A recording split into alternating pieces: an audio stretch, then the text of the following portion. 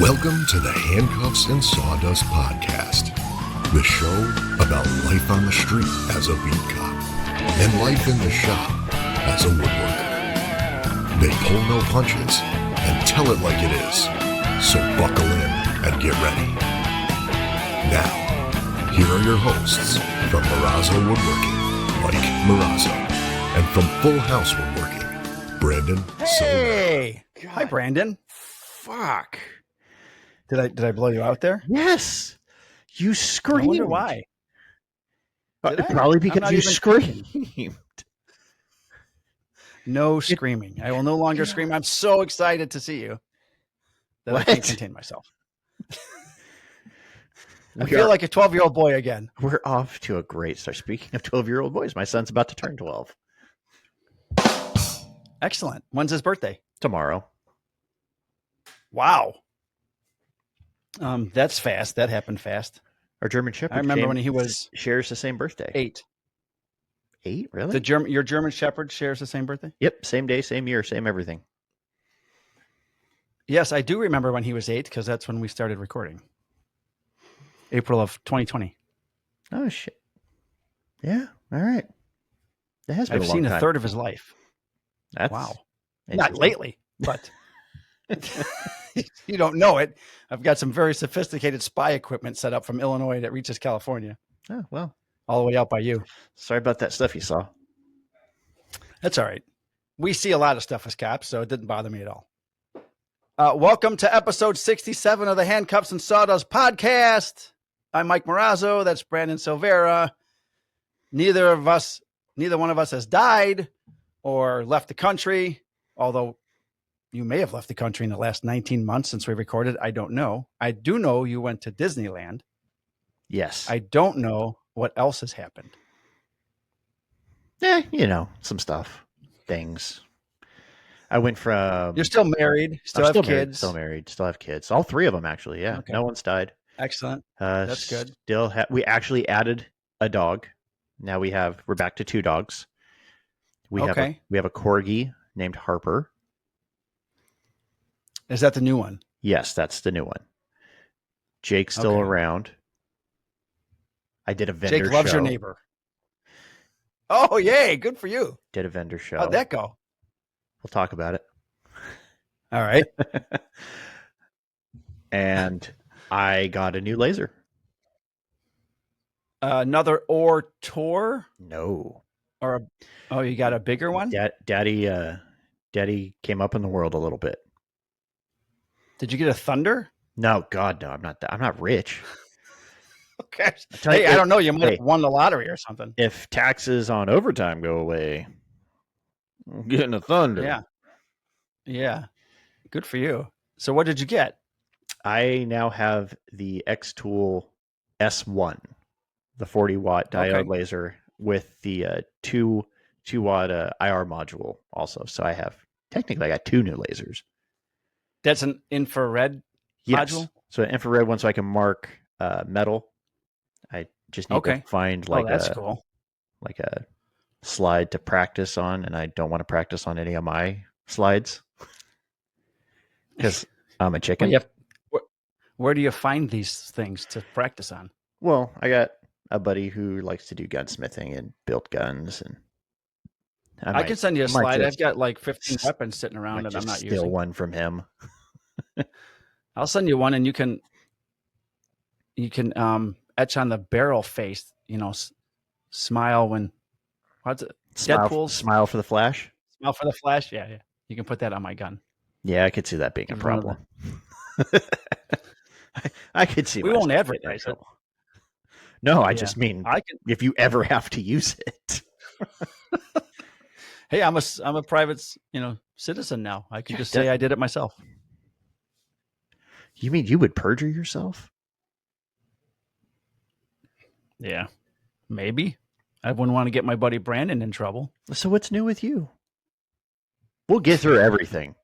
I feel like, well, not everything, but we'll hit the high points of the last 18 months. You have time. Well, no, I mean, as we work through the episode, we'll end up getting through stuff because we have all kinds of. Yeah. Well, I retired in May. Yeah. So last May, not the May that just passed, but May of 23, shortly after we had talked, like maybe 5 weeks later, I normally go out to Idaho to see Uncle Harold in May. That's our annual trip. So Kim and I went out there, and he picked us up from the airport like always. And then we always go for lunch at this one restaurant in Boise. And he gets in the truck and he puts on his GPS and he forgets the name of the restaurant that we're going to. And I looked at Kim. I told him what it was. He puts it in. We finally get there.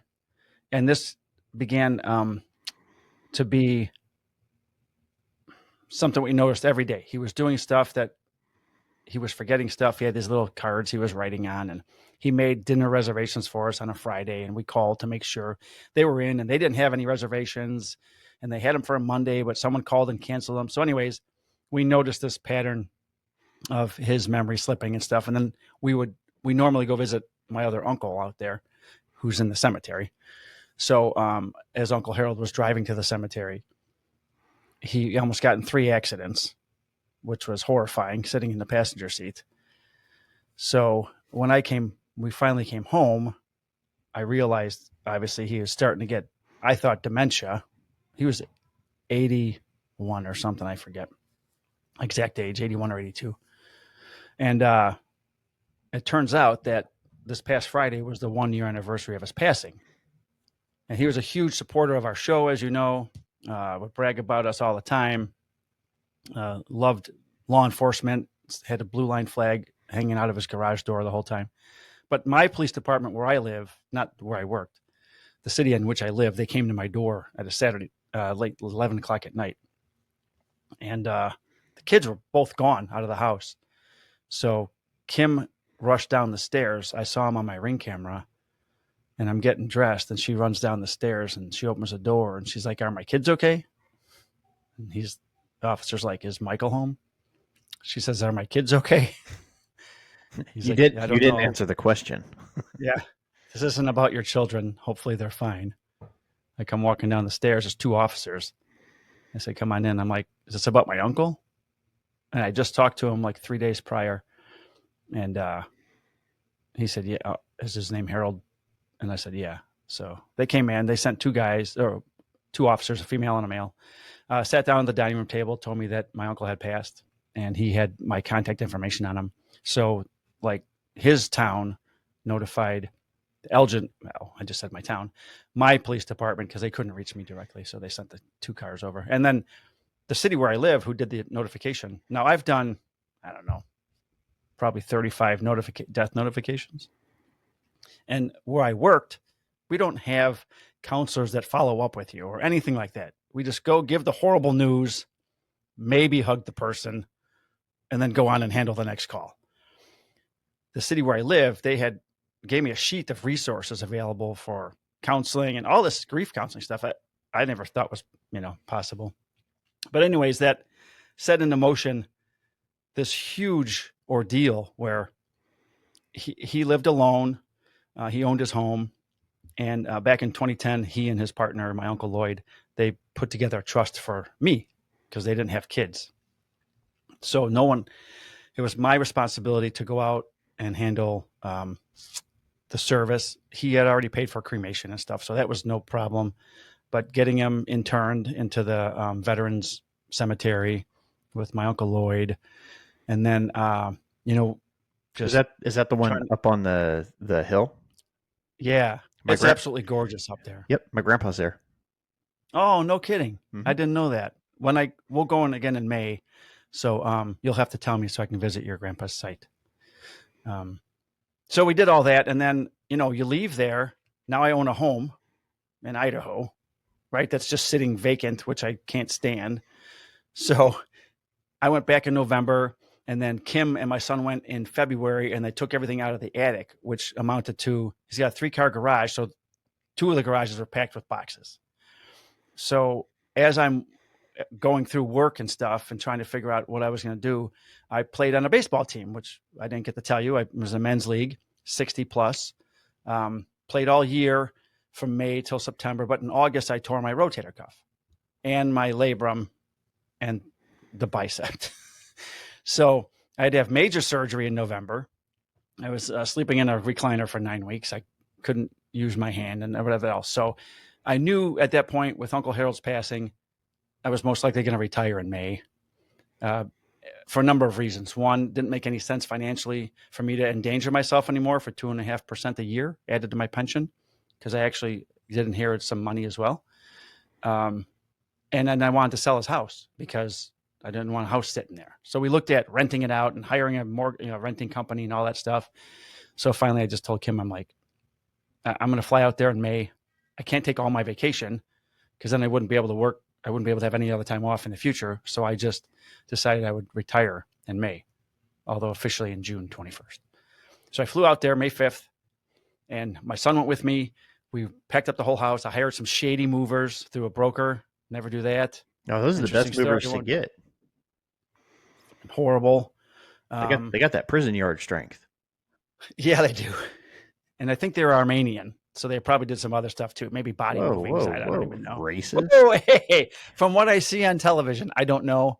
No personal experience. But the plan was to sell that house. And in the meantime, for whatever reason, we decided to buy our forever home in Alabama. So then I had 3 houses. I was only living in one home. Roll Tide. Roll Tide. Although my neighbor across the street's an Auburn grad, so I got to be careful which flags I fly. I just yell War Eagle every now and then. It's like gangs down there. You better pick a side. Oh, I told him, I said, I'm going to hang my Illinois flag, and then I won't have to pick one of the two schools. And that's how Mike's house was burnt down. Who knows? Because I'm not there. Illinois flag. Yeah, they're doing pretty good. So we left there. Hunter was there for a week. He flew home, and then I had these shady movers come, and the plan was to take all of his stuff and move it to the house in Alabama, and then list his house. So I left on a Sunday. I got to beat the truck there because they charge you $150 an hour per hour that they wait for you to arrive on scene when they meet you at your new place, if you're not there. So I was so worried about getting there on time. So I leave on a Sunday. I'm pulling a U-Haul trailer. Never pulled a heavy trailer before. And as a truck overweight officer, I was really heavy. I mean, really heavy. The pickup truck and the trailer were like, the front wheels are almost off the ground. Driving through the mountains in Wyoming at the middle of the night, and I hit a fox in a driving rainstorm and thought the trailer was going to flip. It was the worst 4 days traveling in my entire life. I was scared to death that I was going to flip and I had a bunch of silver coins and stuff in that trailer. And I kept picturing that I was going to flip the trailer. The shit was going to go all over the road. I was going to lose a mini fortune. I was going to die. The kids would be, left without a parent. So anyways, I get down to Alabama. I don't have any furniture. The people that sold the house to us, they left a king size bed in the guest house and some shitty leather chairs in the main house. So that was my furniture. And so Kim sends me down some you got folding a place chairs. to sit and a place to sleep. You're good. And sit and shit and sleep. So anyways, the furniture came 2 weeks later. But when I got there on that Wednesday, that's the day the house listed for Uncle Harold. Sold the house the next day on Thursday, which was a huge relief. And so we got that taken care of. And it's just been an adjustment now, going down back and forth to Alabama to the new house every 5 or 6 weeks and making sure that that's still standing. And that's where we will be when she retires. And I got a huge 3-car garage, which is empty. That's going to be the wood shop. So I'm excited about that. And then a 2-car garage on the house that we could park our cars in. But very good. So yeah, so that's the main thing that's happened in the last year. A year ago Friday was his anniversary for passing, and tomorrow's his birthday. So it's weird that we're recording today. Wait, he's October 15th? Yeah. So he shares a birthday same as your with son. Caleb. Yeah, and a couple of my friends at work. Oh, well, I used to work. Yeah. So you don't work anymore. You're retired, Mike. I go through all this rehab, right? Which was horrible. The surgery was god awful. I hope no one ever has to have that surgery, especially when you can't take a shower by yourself. And then that's could be romantic, but not when you're shivering really bad and your wife's yelling at you to stop shaking so much. And so finally, Kim and I, May 1st, it was my last doctor's appointment with my surgeon. And I had been in rehab for a couple months. And so I send a letter to work to my deputy chief, who is now retired. And I said, hey, I'm cleared for duty. And he's like, he writes text back to me, fuck you. I go, got any overtime available? Because I'd been on light duty for like 3 months. He's like, fuck you. So due to the circumstances of Uncle Harold stuff, I couldn't work anymore. So I just took all my vacation time and all my P days and all that other stuff and scheduled it out till June 21st. But I would say that everyone I see is, hey, how is it being retired? That's got to be great. No. The only, I miss the job, and you love the job, and I love the job. So I miss that, and I miss my friends a lot. Like, we can still call each other on occasion. And Saturday was my buddy's retirement party, the deputy chief that I was just talking about. But I was at my 40th high school reunion right next door in Schiller Park. And now I can say where I used to work because I'm not working there anymore. So I walked over to the retirement party and got to see everybody, and that was nice. But I miss it. So I don't know. A month after I quit or retired, a buddy of mine who's a chief in a city where my other friend Frank is the mayor, and Frank just retired from our department. We've had 4 guys just retire in the last 6 months. Dan texted me. He's like, so I heard you might be looking for a job. I'm like, not really. He's like, come have lunch. Depends what you got. Right. So we had lunch, and they wanted to make me the code enforcement officer. It's a full-time position, get my own squad, make my own hours, Monday through Friday, days, afternoons, nights, whatever the hell I want. And it got to the point where I actually told Kim, I'm going to go back to work. She's like, what are you talking about? You finally got to retire. Like, I'm going nuts. I can't just sit around. But money. And she's like, yeah, stop. So I actually told her I was going back to work, and I told the chief, I'm like, okay, let's get the ball rolling. And then he goes, you know what? Take the weekend. Call me on Monday. I'm like, all right. Monday came. I didn't call him. The next Monday came. I didn't call him. I wasn't sleeping. I was getting like 3 hours of sleep a night. It was completely overtaking my every thought. So finally I called him and said, yeah, I can't take it. So he goes, how about this? Just work part-time. I'll schedule 4 times a month.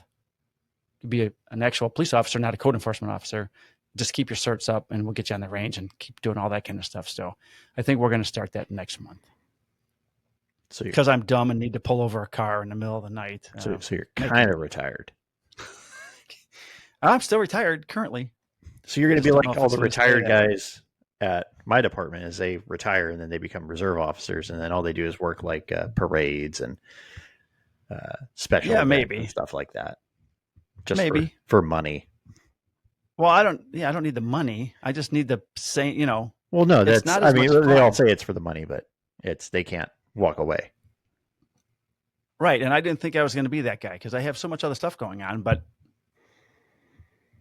if you do something for 25 years, you love it, and that's not even counting the 5 years of the part-time work I did for the same department. So it's in me, I don't know. I feel like, and the way I ended, Brandon, I was on light duty the last several months. Wasn't doing shit. I didn't feel like a cop. The new guys came. I took the rookies to get their uniforms before they went into the academy and stuff. And so you were the babysitter.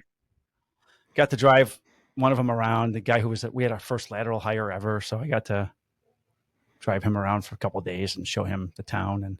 And that's the most important thing of my job was training. I loved being an FTO, as you know. I'm actually about to get recertified.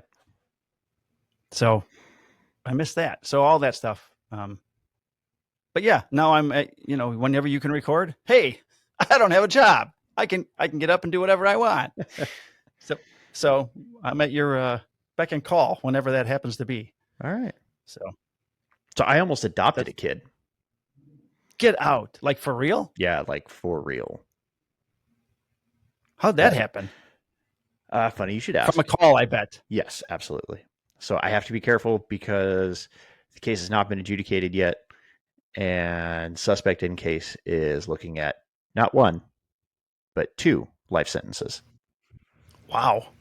So to tell you the actual story, I have to go back roughly 6 months ish, where my buddy and I get a call for, male, female arguing in the middle of the street. Female appears to be pregnant. Show up, obviously, right? Something's going on, but she don't want to tell us. He don't want to tell us. We're fine. We didn't see anything. All right, fine. You can tell something. She's withholding something. So separate them. Finally figure out what her actual name is. Find that there's a restraining order in place. They're not supposed to have contact. So boom, hook the guy. In the middle of that, she tried to get him out of the back of the car. She'd run over to the squad and open the door? Yeah, she went over to the car and was like trying to pull on the door. What the hell are you doing? Like, no, go, walk away. And the only reason she didn't get arrested is because she was pregnant and we took pity on her. Well, it turns out it's from the warrant, or not the warrant, the restraining order is out of my home county. So it's out of Merced County where I grew up. And they're both from my hometown. Oh, nice. I'm like, that's wild. So, driving him to jail, try to have to come to Jesus talk like, hey, dude, you're screwing up your life. You're about to be a dad. Be better. Yeah, annoying. Crying like a little baby the whole way there. So, book him into jail, out of sight, out of mind. Fast forward 6 months. Get sent to a call.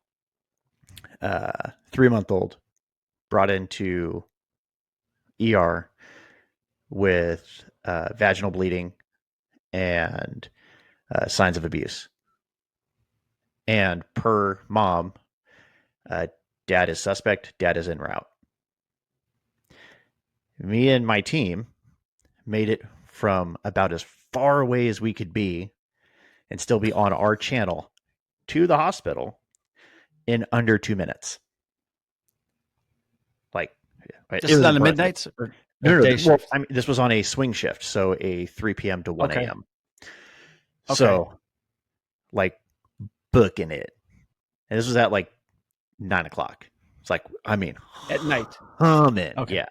9 p.m. Just humming on the freeway. So land, and it was kind of funny because no game plan was established beforehand or anything like that. FTO and recruit and the non-parents went straight to victim, while all the dads set up at different entry points throughout the emergency room. And nice. This is a county-run hospital. They are not our biggest fans. Of course not. I had nurses coming up to me because they were kind of aware of what was going on.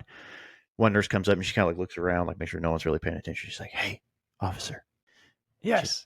Officer, do you want me to get you some scrubs and you can like blend in? Nice.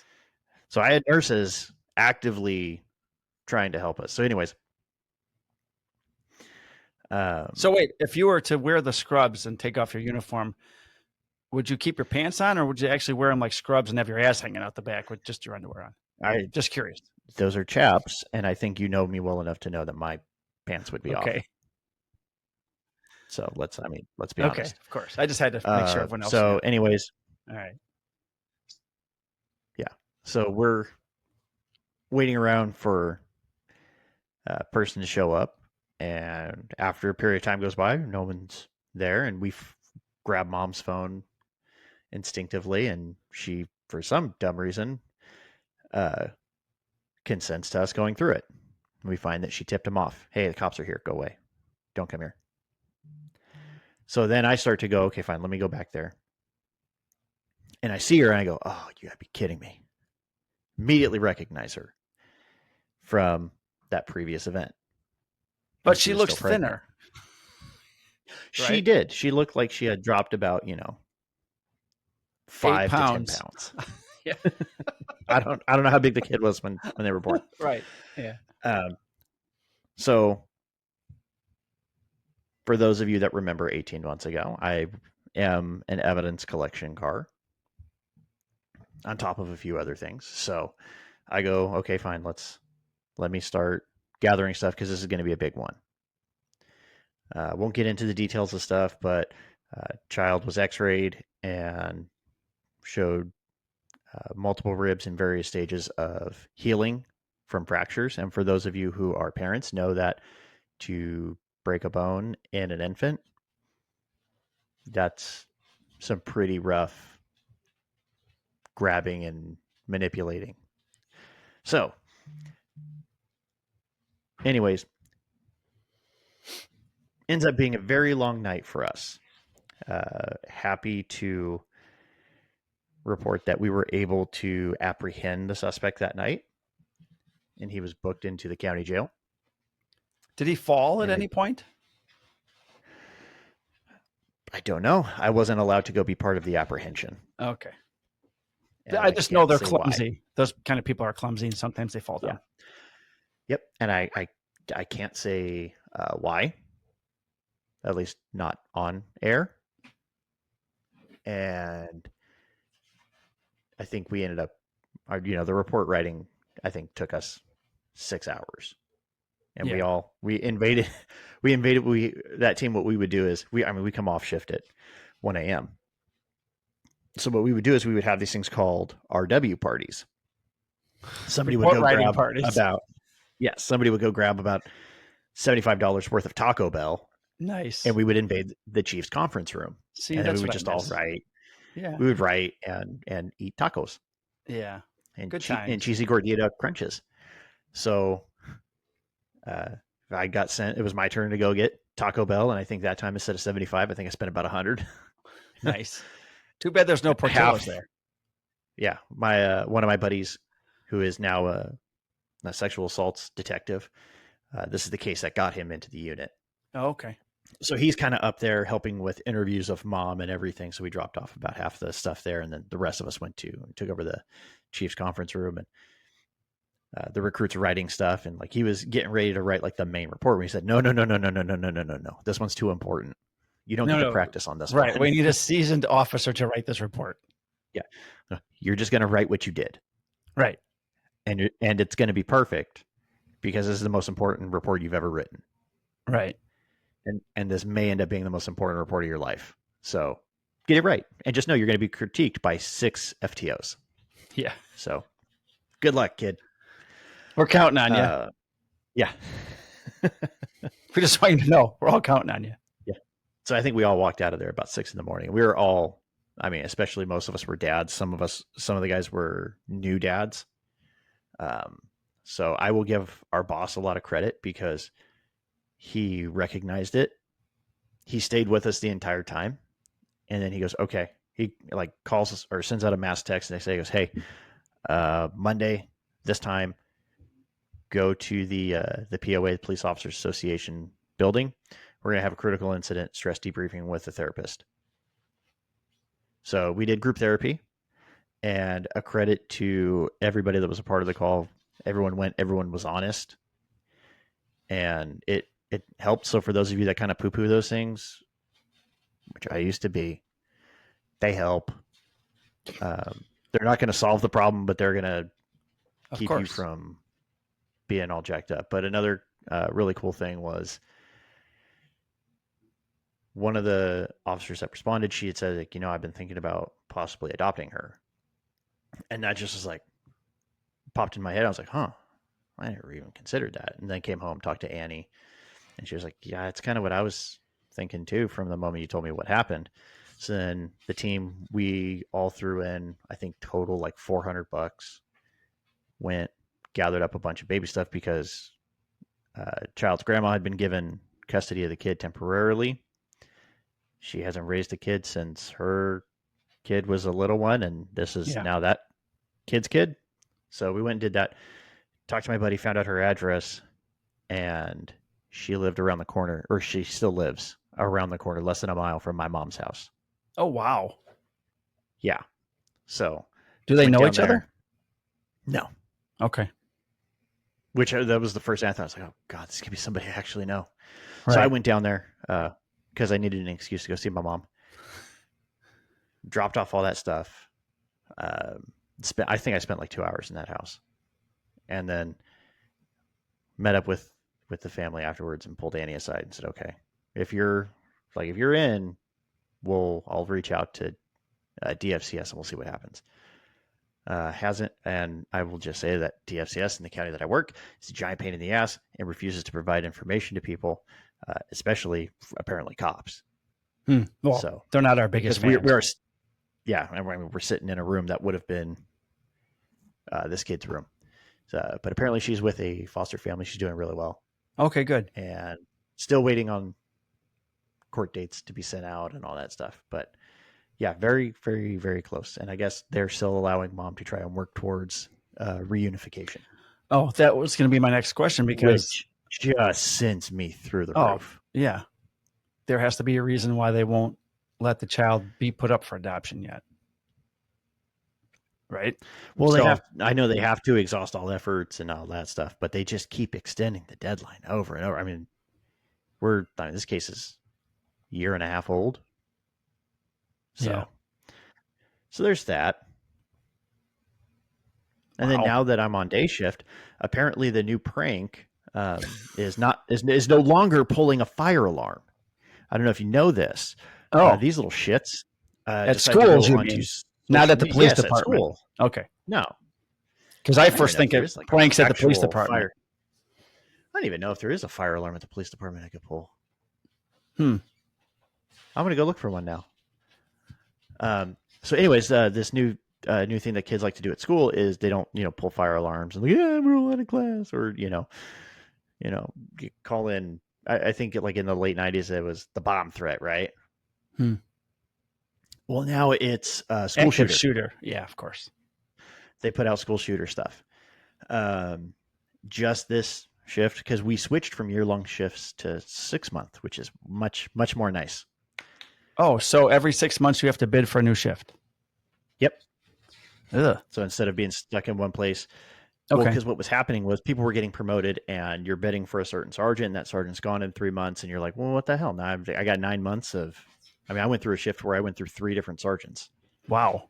Granted, like luckily for me, they were all awesome, but still, like that's a lot of changeover. Right. It takes a long time to adapt a new sergeant to what you guys do. Our guys used to rotate, and every 3 months I'd get these same 2 back, and I'd go, welcome to my shift. And they're like, this is my shift. I go, no, you're just here for 4 weeks. No, this is my shift. So look at me. I am the captain now. That's right. I finally watched that movie, by the way. Oh, last month. Yeah. So go continue. So, okay. So school shooters are the new prank that everyone plays. Well, for you little shits out there, it generates a massive police response and is a lot of work. And so please stop. Yeah. Could you just go back to pulling the freaking fire alarm? All right. I get it. You don't want to go to school. Be like the rest of us, put like the little thermometer thing over an incandescent bulb until it gets to the proper temperature, and then put it under your tongue and like, Mom, I'm sick. It's me sick. That's a thing? It used to be. Are there any incandescent light bulbs in a house anymore? I could find one. There actually might be one up here. Oh. Because this room ends up getting hot. Or it could just be the Mac, which, by the way, let's have a moment of silence for my Mac, because it is so old it can no longer update Chrome. Oh, so I had to switch to my laptop. Okay, so it's officially dead. I got to pull photos off of it, but my Mac is in this. It's a 2011, so I'm sure that's going to happen to me soon. I only open it for the officer. Oh, yours is already there because this is a 2012. Oh, okay, all right. So anyways, so for those of you who are cops out there, and if you have little shits in your town that like to call in or post about school shooter things, what you can do, especially if they do it through Facebook or Instagram, anything controlled by Meta, you can go to their law enforcement portal, request all the information, and make sure you click like mass casualty, or I forget the actual, like, it'll stick out like a sore thumb. Classification. Yeah, it'll be the one you're like, oh, that's the one. Click that. You'll get IP addresses and all that stuff. And you won't have to go out, write search warrants or anything like that. Nice. Meta will provide it. And then I think that start. Apple would never do that, but well, I mean, I don't know. Probably. Apple is, they don't. But you will start. Well, I mean, honestly, I'd rather them just hold on to my stuff and not provide it to anybody. So, like, I'm not mad about it. Like, frustrated at work, sure, but right, yeah, not that mad. But they'll give you everything you need, and then you can start working that problem. And it's really fun to be able to sit there and confront one of these little shitheads and find out that they did it just for attention. Isn't that always the case? They weren't getting attention. So then my response was, well, you have my attention. Congratulations. So I don't know how your juvenile system works out there, because our juveniles have to. What juvenile system? Okay. Like when I was in the detective division while we haven't spoken since, which was great for like 6 months. And, we have to petition a juvenile to get him in trouble in front of a court. I don't know how you guys do it out there. I had to call juvenile hall and ask, pretty please, will you take this kid? Okay. Yeah. I think you guys have a little bit more leeway as far as punishment, maybe. Well, we do. Everything is diversion. Diversion. They want to introduce kids to the criminal justice system, which on one hand I get, but at the second, by the same token, there's no consequence. So why would they stop? Exactly. Right. All right. I have stories about law enforcement, but we're not going to do them today. Well, you got to make these last. I've got a bunch on here that I haven't used for the last 18 months. See, these are just all off the top of my head. Like that doesn't even include the school shooter one where we had to go through and like I'm sitting there booting a door to a school bathroom to try to find this kid, and then all of a sudden 10 of us go rush a classroom and take a kid into custody in the middle of class. That was fun. Oh, that's fun. That was fun. The recruit had no clue what was going on. When do they ever? Takes a while. Like, stay on my ass. We're going to do some cop shit. Well, I'll have to hear about that one next time. I got him into a foot pursuit his very first day, though. Excellent. Did you guys catch the guy? Or female? Sorry, I don't want to gender specific. It was a guy. Okay. He was a sexual batterer. All right. And then he ran across the street, and I almost clipped him. With your car? Yeah. Yeah. I'm standing on the brakes, throwing the thing sideways, going, don't hit him, don't hit him, don't hit him. This is not a deadly force option. Can you just drive by and open the door? Boom. Well, he was on the other side. And then I sent the recruit like a freaking canine. I was like, Foos! Get him. So he ran after him. He runs over to like this old folks home. I'm like, oh, man, I'm going to have to fuck this dude up because I got to save the old people. They can't move fast. They're all sitting outside. And he like runs to a bench, turns around, sits down. I see my recruit like fumble fucking with his taser.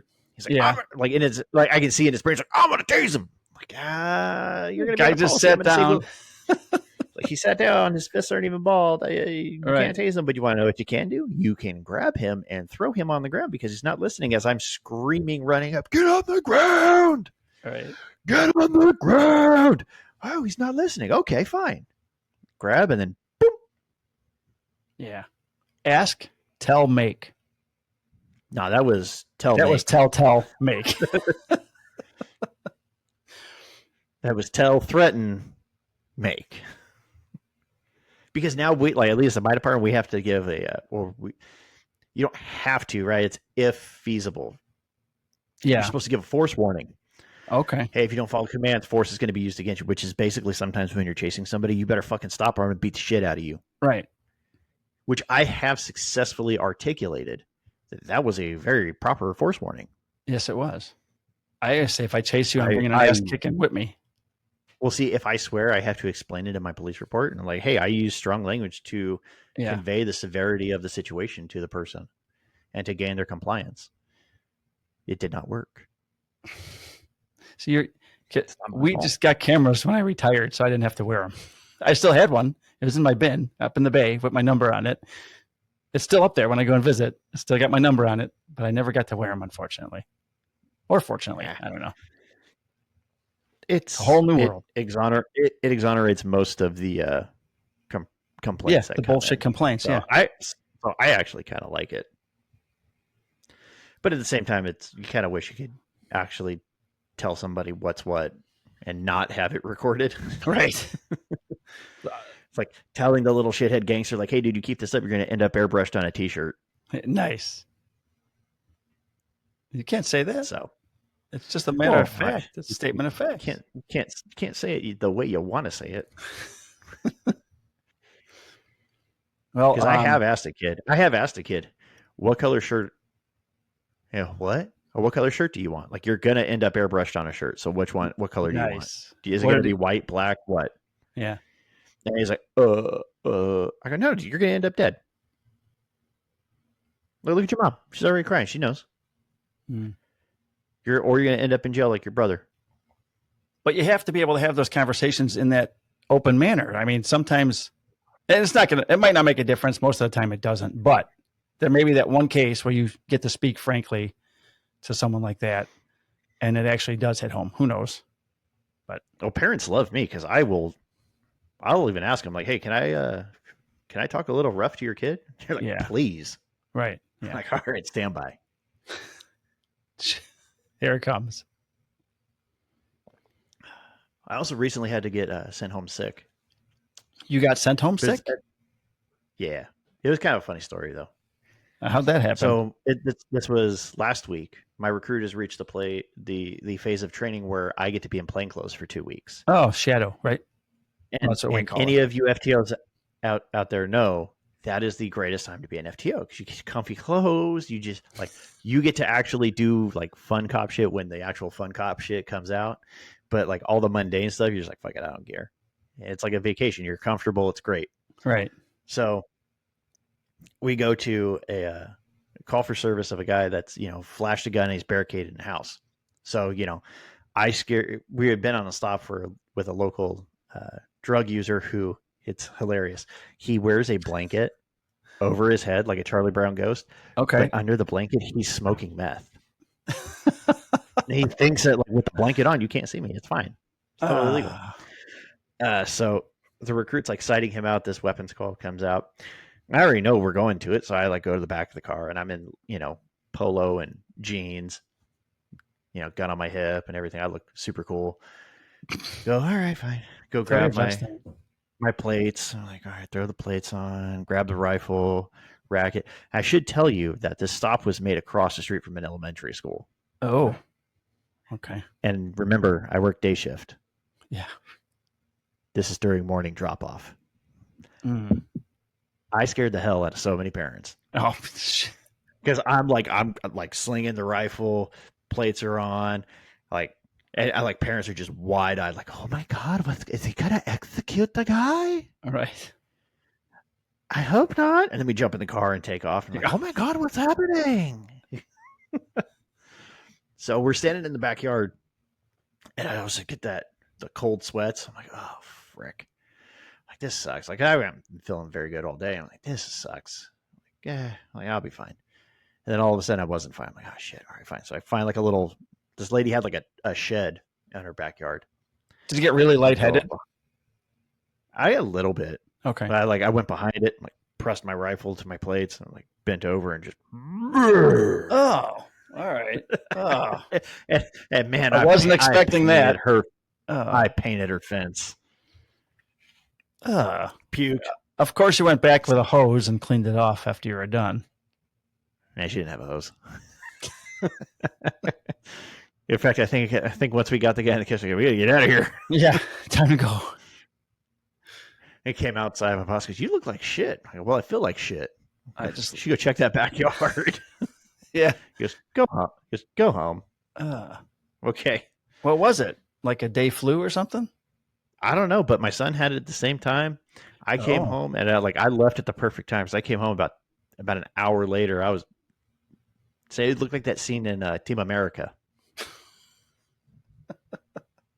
It was bad. They knocked me out for 2 days. Wow. So I was down Tuesday and Wednesday, and then came back and finished out the week. And never went back to the house to wash off the vomit.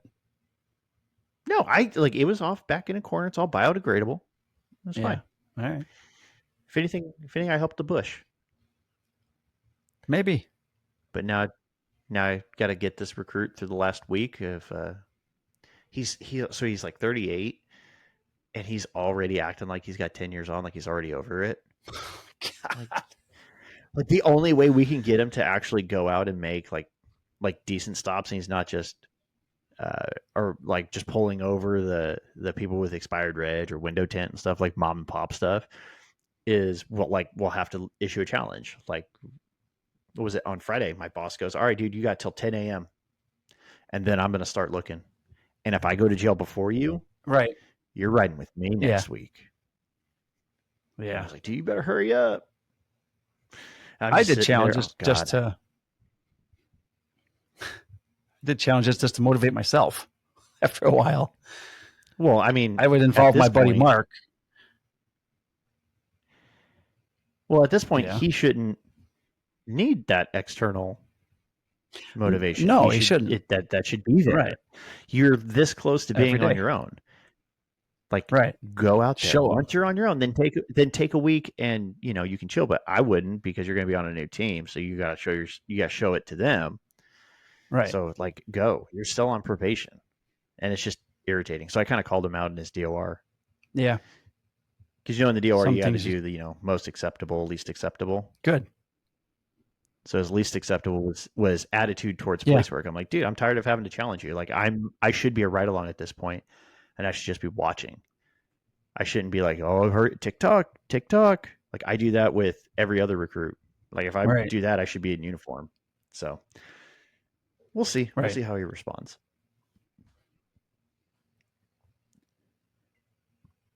But I missed that part. So I don't. The last time, frustrating. It is, but that's part of it. What I want is like the last enjoy the process recruit I had in plain clothes, where she was like turning and burning, and she was like, "How many times can I go to jail today?" That's fun, because then you just end up running it like a 2-man car. Like, hey, let me show you some cool shit of ways to help you get there. Yeah, now it's like, I just got to, like, can you please? And it's not like the kid doesn't have talent. Like, when he puts his mind to it, he makes good stops. Like, what was it, like a couple weeks ago? Like, he got almost 3 ounces of meth off a guy, and then because I made him, I wrote his first search warrant. So nice. How much more time you have with this guy? 1 more week, unless he screws up bad enough that I extend him. Yeah, which I am thinking about doing, just to bring him down a peg. Just so, hey, he won't get off on time, and he'll be like, "Oh no." Maybe it'll kick him in the ass. I don't know, but I just don't want him in my car anymore. Because if I extend him, it's going to be 4. It's 4 more weeks with this kid. Yeah, no. Yeah, just go be somebody else's problem. Like, he's good enough, but I was telling my buddies, I go, look, we, like, even though we each have between 6 and 10 years on, we still like to go out, find stolen cars. We like to get into foot chases. Yeah. We'll fight a dude if we have to fight a dude. And we have to be okay with the fact that he's not us. He can handle a call for service. And in all honesty, that's the job of patrol. Right. And he'll get better when he's on his own, hopefully, as he gets more experience. That's the hope. But I think he's going to end up going to a senior team and parking behind a target and just being okay with that. And so ROD, it's his career, not mine. I'll get the next boot, and we'll turn and burn. Yeah. Well, so I looked up the Officer Down Memorial page. Since the last time I recorded was in April, there's been 79. So if anybody wants to know more about these officers, you can go to odmp.org, oceandavidmarypaul.org, and look up the officers. I'm just going to call out one. I do have a quick question, because I haven't looked at it.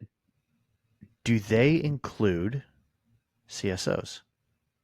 Oh, that's a good non-certified.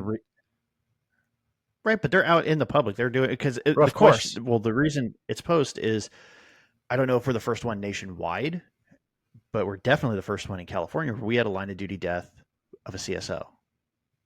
Really? And it was, I mean, it brought up some questions. Like, obviously we're going to try to go to the max, but we had a local we do have a professional sports team in our city. And anytime we've had an officer go down on the line of duty, they either donate or we rent out the arena in which they play. And that's where the funeral is held. And it was kind of like, there was a brief moment of like, well, do we do that? Right. And then it kind of, because he was doing traffic control on a crash, and a drunk driver blew through the cone pattern, hit his car, hit him, hit another CSO. The other CSO lived, thankfully. But we had one succumb to his injuries later that evening. Do you have his name? I mean, is it okay for you to say it? I'm gonna play that one close to the vest because I know the family's very private. Yeah, and it was a lot for them to be okay with that big of a funeral. right. But I know that they really appreciated it. But I just kind of scrolling through to see, because it wasn't too long ago. I don't. I'm stopped. But I think that's kind of something to consider, right? Because I mean, these people are out there helping us, serving their community, right? Right. For us, they're taking like burglary reports with no suspect info. They're taking stolen vehicle reports with no suspect info. They do a lot of work, and then they do traffic control. They do community events. Like, they're out in the public, right?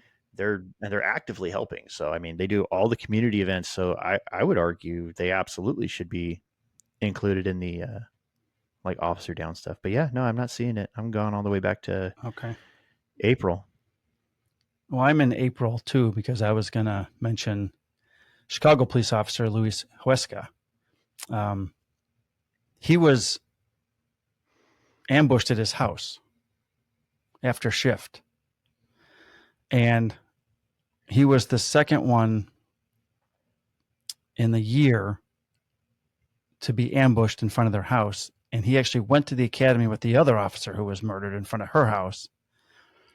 But I brought that up because I went to that funeral. That's the last funeral that I attended as a police officer. And it was just really hard to go. And I've done about 20 of them. I used to be on the honor guard.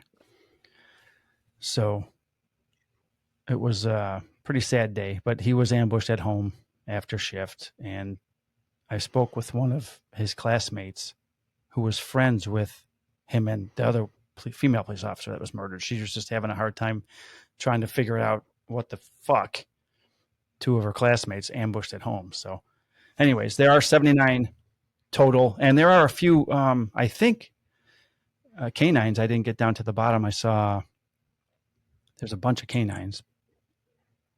Yeah. So like 7 or 8 since we last done it, but there's got to be about 12 canines as well. So yeah, please go check out the website, odmp.org, if you want to know more about those officers. And then I also want 112 officers to so date far. Yeah. this year. I also wanted to give a shout out to the Red Cross. My brother lives in Tampa.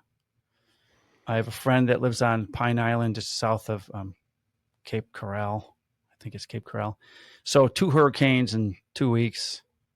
My brother's neighborhood's devastated. Luckily, he did not lose anything. His friends are suffering. And my buddy Norm, his house from 2 weeks ago, a hurricane last year destroyed his house. They finally got it rebuilt. And then the hurricane 2 weeks ago, and this hurricane did some more damage to the property around his house. His house is still being rebuilt, and it just got a little bit of water damage this time. But my uncle's also down in Florida. So anybody that has family down in Florida, you can help out by reaching out to the Red Cross. There's a 1-800 number and a website. So yep, if you're Red Cross, and I'm going to throw the same plug out there from last time we were recording when the Afghanistan withdrawal was going on, that saveourallies.org. They are currently running operations in both North Carolina and Florida to bring supplies to people and to extract people. I actually got an email from our FOP state lodge, Fraternal Order Police Union Lodge, looking for volunteers to go down to Tennessee because they're doing the same thing, right? They're bringing supplies and stuff, and they want trained personnel to help out. They're going to be serving meals to all the first responders and the people that are out there trying to locate people and all that. So I actually wanted to fill it out, but they ask for all your certs and then you need all that paperwork on hand as you send it in, and all my shit's at the station. So now that I have the opportunity to go and do that because I don't have a schedule anymore, but I didn't make this round. I think they're going to do it again in November. So any way you can help out, please help out those people. Do you want to do some woodworking stuff? You want to call it? No, let's talk about woodworking stuff. We got a whole 25 minutes we can talk about. All right, let's transition. Wood. Let's transition to woodworking. Oh, hold on. You got it. There did you get it? I doubt it. There we go. Woodworking side. I have something real quick. I'll get mine out of the way and then you can talk, because I think you might have been in your shop a lot more than I have lately. So that baseball team I played on last year, we won the championship. And a couple funny things. One of the guys on my team, my buddy Mark, he is an actual talent agent. That's his career. Max Weinberg is one of his talents that he manages. So he happens to know. People who don't know, who is Max Weinberg? Max Weinberg is a drummer of the E Street Band and Conan O'Brien's band. I don't know if Conan still has a band because I haven't watched Conan in a while.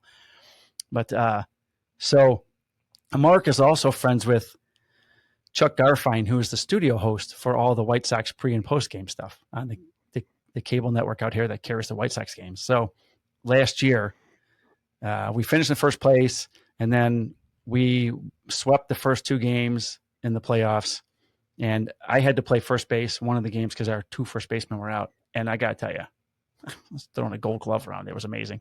You normally play outfield or second base. Just everything clanking off of it. Yeah. It was actually a lot of fun. Play with a gold glove. That's going to be what happens. I actually had a soft leather glove. It was actually catching everything and scooping stuff out of the dirt. Was it supple?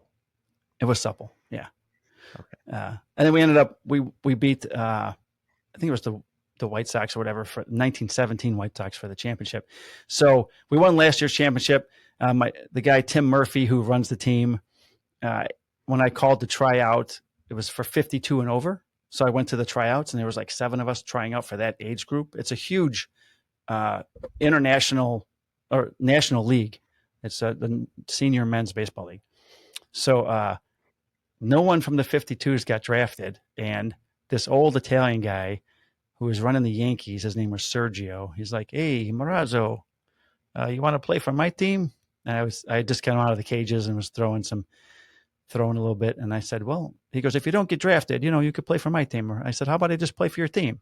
I'm looking for a team to get on. I don't know anybody here."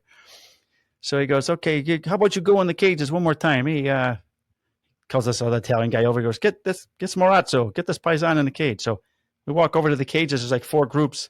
There's 20-year-olds, 30-year-olds, 40-year-olds. And he goes up to the 20-year-olds and he goes, "Hey, get out of the cage. I got to get this guy some more swings." I'm like, "Wait, what?" He's like, "Come on, get out." So I kicks this kid out. I'm like, "Sorry, dude." He's like, "It's no problem." I go in there, hit some more. He's like, "Okay, we're going to start in 3 weeks." I'm like, "All right."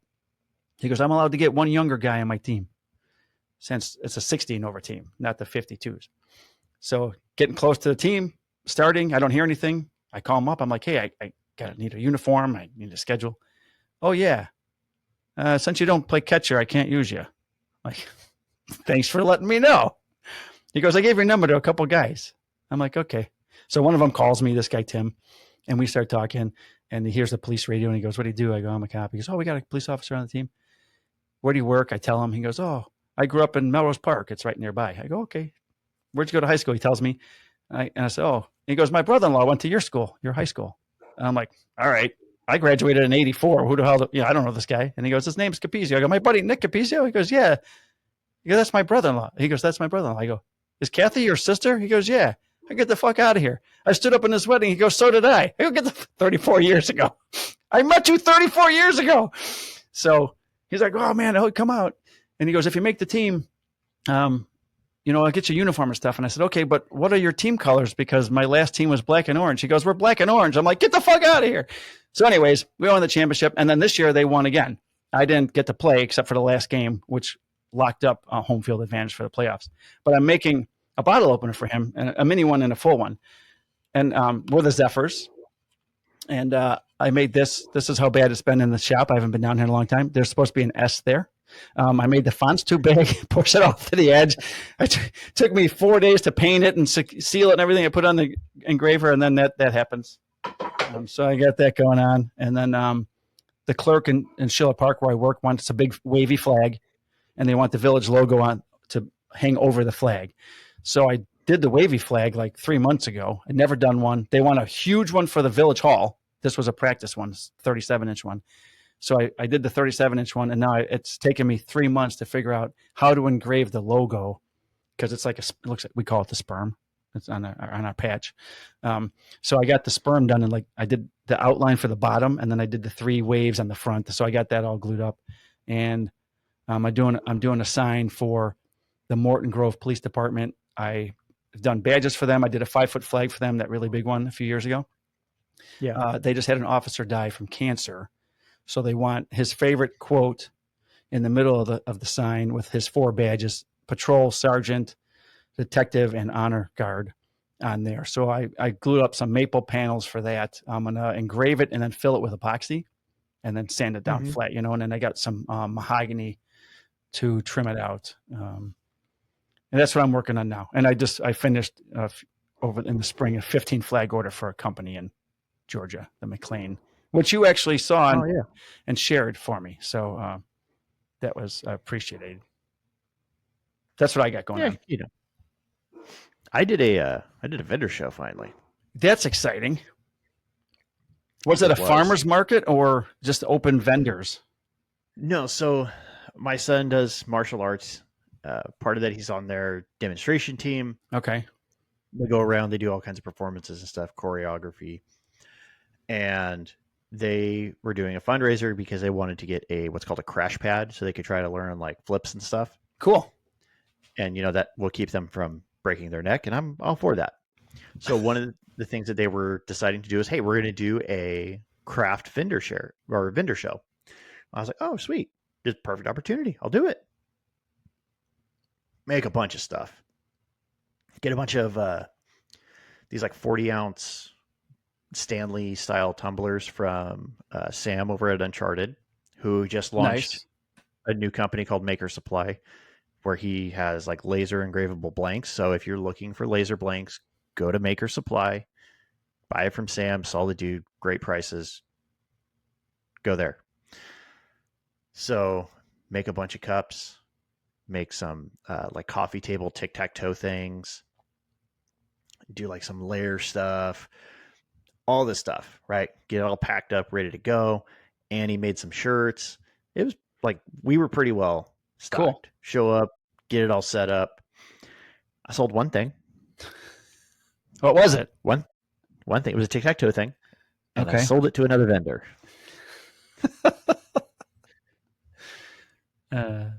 Don't let that discourage you. No, it was fine because the main thing was wanting to support the kids. Right. And yeah. Like all these kids they're awesome. Like Caleb's one of the oldest ones there. So it's all a bunch of little kids, which he is officially now a black belt candidate. Wow. Good for him. Pretty soon he's going to be starting his black belt training, which is super cool. So yeah, that was the whole thing. And like I'm sitting here, I'm looking at 2 boxes filled full of stuff that I didn't sell. So I started listing it on Etsy, and I started using a cheat code. You can like take a photo, right? Upload it to Chat GPT, and I also add the prompt. Right. Can you write me an Etsy listing for this? Because that's the thing that I'm horrible at is writing the listing. And it spits it out and you list it, and I have sold nothing. So most of my stuff has always been word of mouth, and it seems like that's the way we're going to go, because I got a box I need to make for a end of shift gift that a patrol team's given to their sergeant. So once we're done here, I'm going to have to go down and make a box joint jig, because the box that he showed me had finger joints, and I've never done that. Yeah. So we're going to go make some mistakes.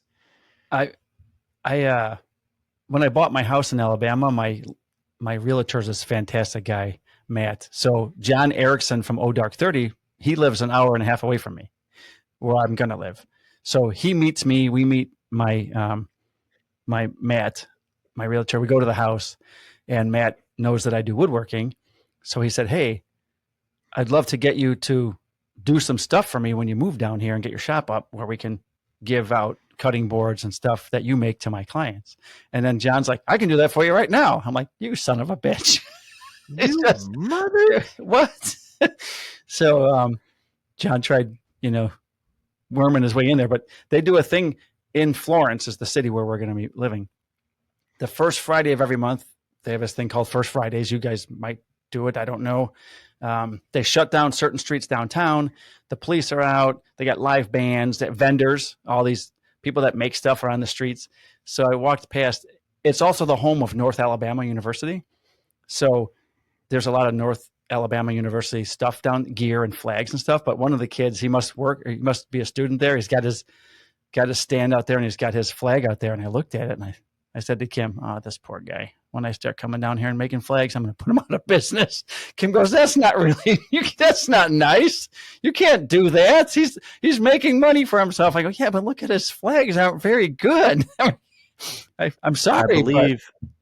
I believe the phrase is fuck them kids. Right. I got to get shit done. So I've got, because my kids, my two oldest ones, Caleb and Hannah, they started doing like paracord bracelets. Oh, cool. And selling stuff at like they have a homeschool like craft fair thing they've been gearing up to get ready to do. And I laughed hysterically because my son bought like a wooden sword. And I thought like, oh, that's cool. Like some kid, like it's for all homeschool kids. Okay. So it's like this other kid, I think he's like 14, 15 years old. So Caleb orders it from him. And like 2-3 weeks go by and all of a sudden the kid comes over and drops it off. And like Caleb comes in, he's waving. I go, let me see that. And I swear to God, he took a stick and like sanded down the sides to create like a bevel. Yeah. That's it. That's it. That's all he did. Did he put a point on it? Barely. Okay. Like there is a slight little angle there, but like I look at it, I'm like, because you could still see like marker on on the side of the wood of like where it was marked in the store or wherever he got it from. And I'm like, hey buddy, how much did you pay for that? It's like $35. Like, wow. You paid $35 for that, huh? Wow. Let me show you how to make it for $2. Come on down to the shop. Yeah. Yeah.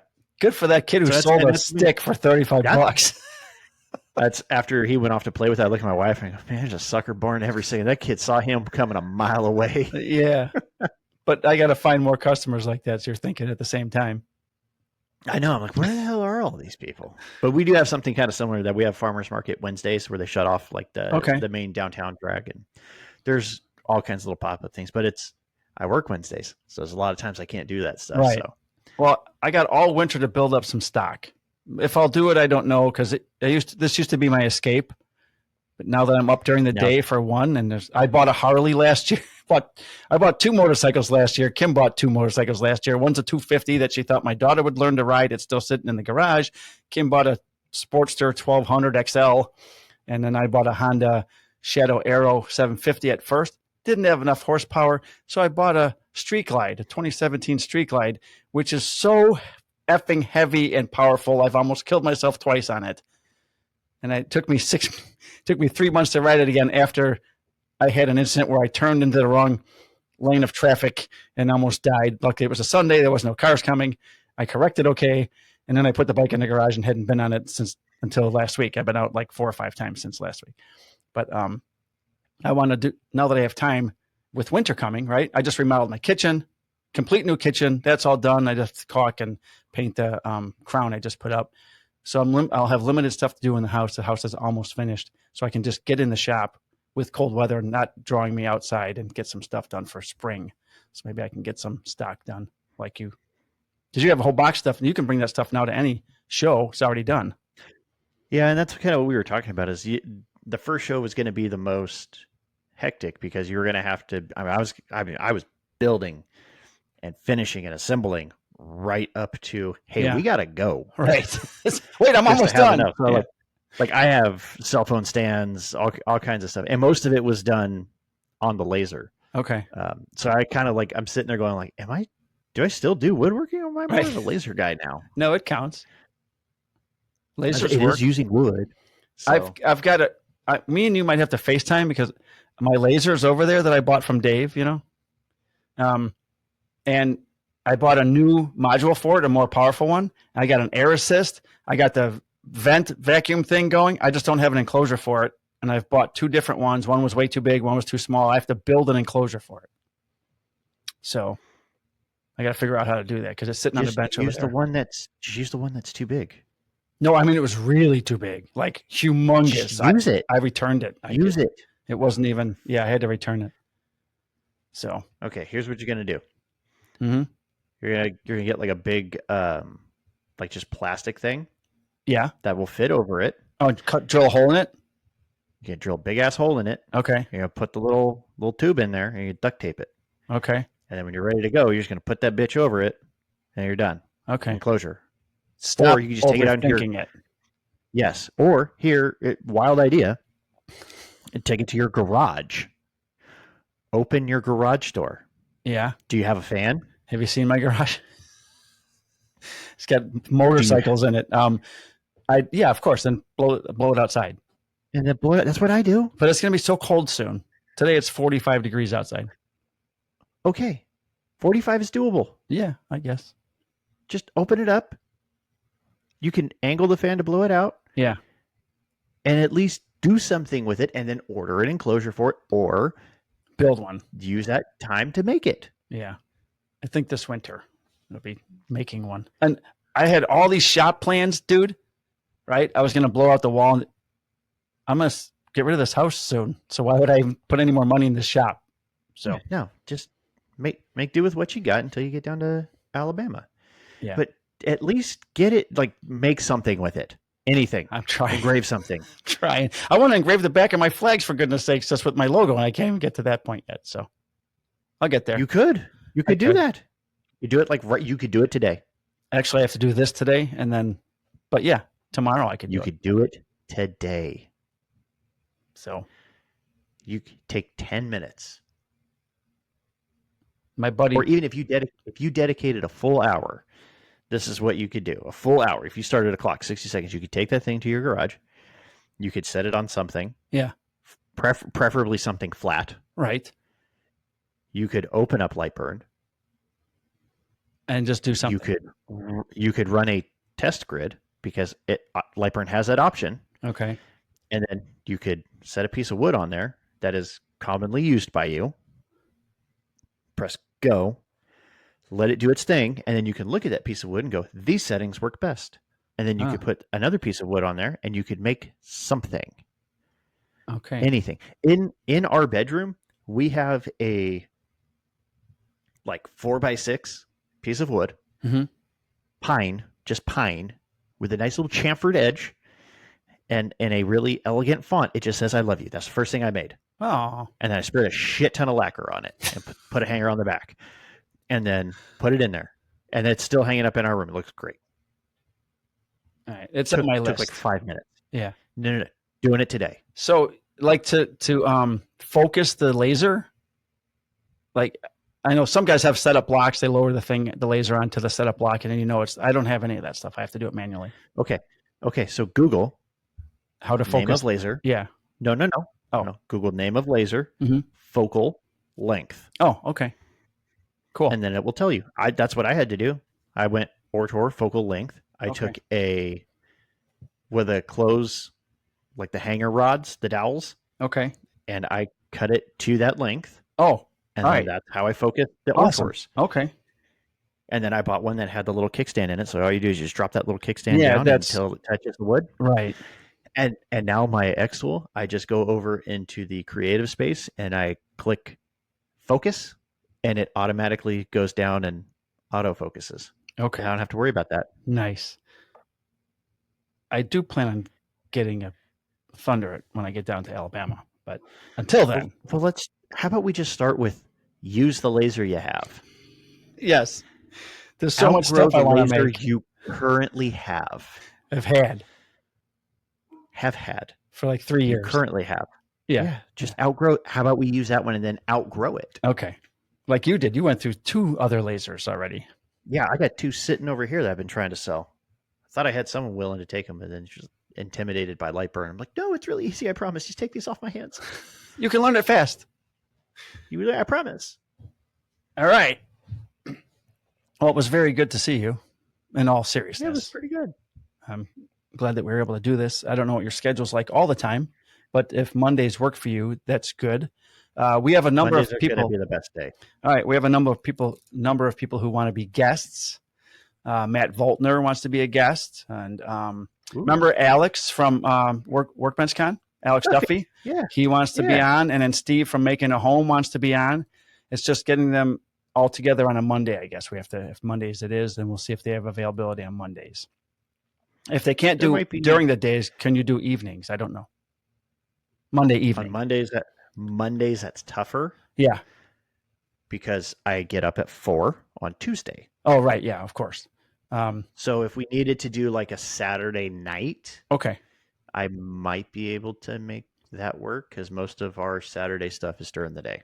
Okay, because I'd like to get some scheduled out, so we have them. Yeah, if we can get them locked in for an actual time, like a window of time. Yeah. Okay, then I can adjust my schedule. But yeah. All right. We are entering into the season of Nutcracker and Nutcracker rehearsals. Right. And now I have 2 dancers. I had 1 dancer. Now I have 2 dancers. They multiplied. They did. Yeah. One got old enough, and now they're in the thing. Oh, I had some stuff I wanted to show you. Because I might have sent you pictures, but the patches and stuff. Family show. It's a family show, Mike. Family show. Yeah, I tried to get a second one of these. You finally got the Boston one. Yeah, I wanted to get 2, one for me, one for you. I went into their downtown station house as I was walking in. It must have been shift change. Guys were running out, and there's this big dude behind this big glass wall, and he goes, "What do you need?"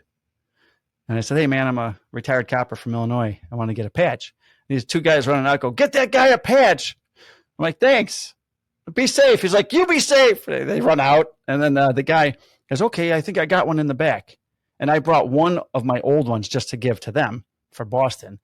So he goes away, and I look up through the glass up on the wall where their patch board is, and there's a Sycamore PD patch, my police department that I worked at in 2014 and 2015 or whatever.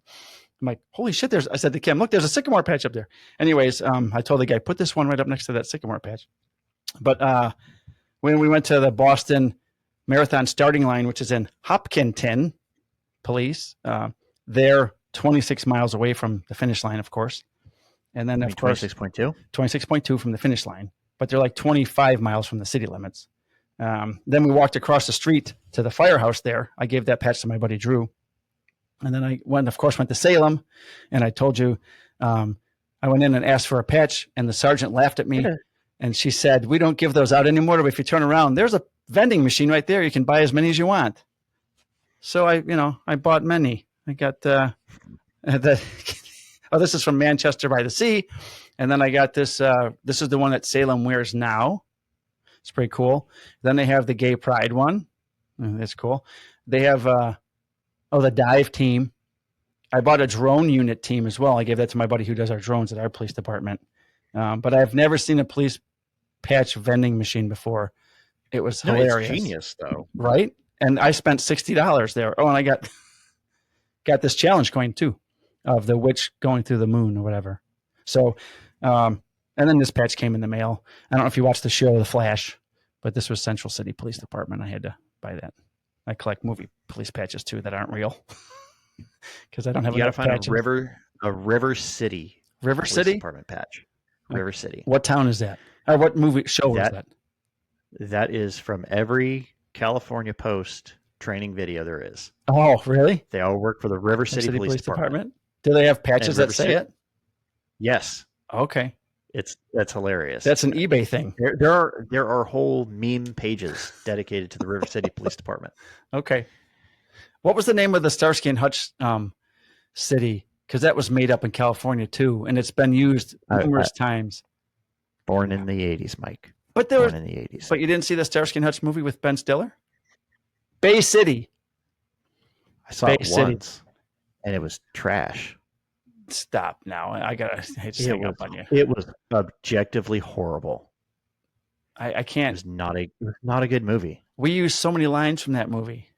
Like found a wallet, nothing in it, no cash whatsoever. All right. Anyways, with that, I guess we'll say goodbye. Goodbye. Thanks for tuning in to episode 67. Coming up on 69, Brandon. A couple more weeks. We'll be there. Thank you to our sponsor, Surf Prep Sanding. I don't know. You can see part of it behind my shame. Well, I don't even Mackenzie know. got new bedroom furniture, and this is the only room we had. Nice. Well, that's fine. It works for you. All right. Not really. Thank you. Pretty irritated by it. You're irritated by it? Yes. You want to be irritated? Come look at my garage.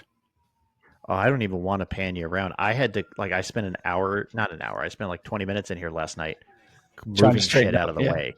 Yeah. Just to where all right, cool, I can sit here now. We all have that going on. I wanted a small house when I retired. My wife bought 5 acres of woods with an in-ground pool and 2 buildings that she's going to fill with a bunch of shit, and I have no control over it. Sounds about right. Yeah. So we have to deal with what our wives do. So, all right. It was good talking to you. Any words of wisdom? No. We forgot. I do have one question. I have one question for you. Okay. Uh-oh. How about them Cowboys? Oh, I forgot to tell you. After last year's playoff debacle, I started interviewing other teams for fandoms. I'm no longer a Cowboy fan after 45 years. Actually, 1976 I started. So I'm no longer a Cowboy fan. How about them Bears? Only Bears? Yeah, Bears. And I like Cincinnati and the Bills and the Colts. A couple other teams. I've always liked the Colts. I like the NFL. I like the NFL. But don't talk to me about the Cowboys. They have pretty uniforms. I like that team. I know the Cowboys have one less win than your 49ers right now. So, and this goes back to all the Cub fans this year because the White Sox set several records this year, all in the wrong way. Bring that up. I was going to let that go. It's okay. I was going to let that go because I would just be mean. Yeah, I know. But my buddy Bob, real quick, who's a huge Cub fan, diehard Cub fan, he posted on Facebook a few weeks ago about how bad the Sox season was. And I said to Kim, because I'm barely on Facebook anymore, I said to him, ask him how many playoff games the Cubs are in this year. And that pretty much shut him up. As the White Sox. That's right. So, my teams, the Cowboys and the White Sox and then the Blackhawks and the Bulls. That's going to be a long winter with the Hawks and Bulls as well. So, but go Bears. Caleb Williams looks amazing. He's taken some time. The last 3 weeks have been incredible. So, yeah, that pass he threw right into the side of his offensive lineman's helmet was great. Stop it. That's elite. Well, he had 4 other really good passes for touchdown. So he is looking really good. Against the Jaguars. Against the Jaguars. He still has to put that throw on it where he did. So that's true. He does look good the last couple of weeks, but I want to see him against a really good defense. We're having our chili party in 2 weeks, and the Bears are playing Commanders. So it'll be interesting to see those 2 quarterbacks go at each other because that kid is amazing too. So it'll be fun. Jaden Daniels. Currently starting quarterback for the Purdy Little Liars. Pretty Little Liars? I'm sorry, Purdy Kittle Liars. It's my fantasy team. Oh, is that your fantasy team? I stopped playing fantasy like 16 years ago. Well, we finally, the kids are old enough to where they're a part of it now. All right, that's cool. We just have we have a family league of 4 teams. Awesome. My team name was Rick Grimes Beard. That was my last team name. So, all right. Well, good luck to your fantasy team. I sent you a video on, I don't know if it's Messenger or Facebook today with George Kittle. I don't know if you had a chance to look at it yet. It's a national treasure. Yeah, it's pretty cool. I do like him. He's fun. I was watching Receiver. Have you seen that on Netflix show yet? Oh, yeah. Annie and I watched the hell out of that. Okay. That's pretty cool. So we can go on for more hours, but you got to go. We could. Yeah. I got nothing to do. Go do life. I got to make sure the kids are learning. Okay. And I got to start making shit. All right. Have a good day. Tell Annie I said hi, and I'll talk with you later. She says hi. Oh, thank you. I'll talk to you guys later. All right. See you, buddy. All right. Bye.